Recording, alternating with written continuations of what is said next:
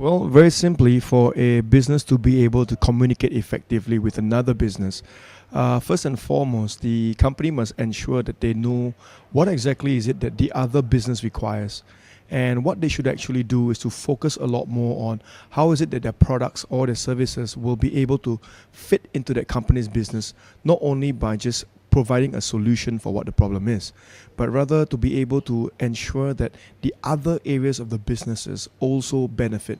Now, once companies are able to see that their product that you provide, the service that you provide, is not only able to just plug that one particular problem that they're looking towards you for, but your business is able to help the other areas of the company's business, that is when you truly become a lot more valuable.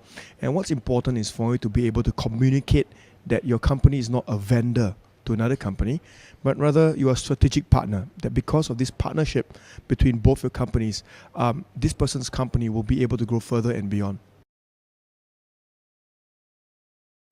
First and foremost, if you would like to ensure that people look at a company very differently, always remember that in your industry, whichever industry that you're from, there are a lot of different competitors. And the very moment that you go into competition, you start to play with prices. You will start to play with extra services that you provide, after sales services, extra benefits. But the problem with doing that is that ultimately what happens is that the consumer or somebody else benefits because you are lowering your profit margins by having all these extra options. I think if you really want to succeed as a company, what you need to focus on is not competition, but your branding should be along the lines of differentiation.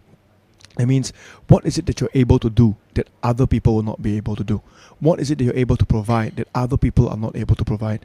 And sometimes it's not really only just about your product or your service, but it's also about the way that you market your product, the people that you're marketing to, the demographics, the target group, the target markets. And once you're able to basically differentiate yourself from everybody else, that is when you can begin to step aside from everybody else and you become a lot more powerful. So always think of differentiating. That means, how does your product solve problems? How does it enhance what is already good? How does it minimize what is already very big? What can you do to combine more products and services? So there are many areas that you can look at whereby your company does things that other people do not do. And when that happens, you do not have to worry about prices because your product is special in itself. Okay, for all business owners, a lot of times we are always looking for the right answers. We're always asking ourselves, what could be the right answer for me to increase my revenue? What's the right answer for me to lower my costs? What is the right answer for me to begin to gain more market share? I've always said one thing, in the lines of business, never look for the right answers. You got to learn how to ask the right questions. Because if you're asking the wrong questions like, why is my company not growing? Why is it that my company is not increasing revenue? What's wrong with the industry? What's wrong with the economy? You will get all the wrong answers. Ask the right questions. Questions like, what can I do to increase my revenue? How do I even sell more effectively in this downward economy? What do I have to do to create more awareness for my product? Ask the right questions, and somehow or another, you'll find the right answers.